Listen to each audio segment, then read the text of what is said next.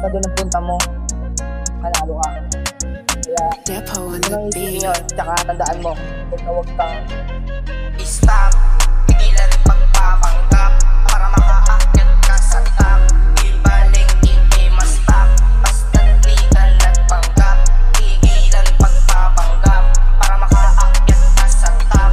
Ibalik, hindi ma-stop, basta di ka nagpanggap. Huwag mo ikumpara sarili mo sa iba, di sila katulad mo, wala kang kagaya. Sa proseso, dapat magtiwala ka, balang araw makakamit mo din yan kuya. Di mo kailangan makipagkarera sa mga taong nag-uunahan sa pila. Okay lang yan kung ikaw na lang ang matira. Pakita mo sa kanila na malapagong ka, pero pupuntahan nyo ay iisa.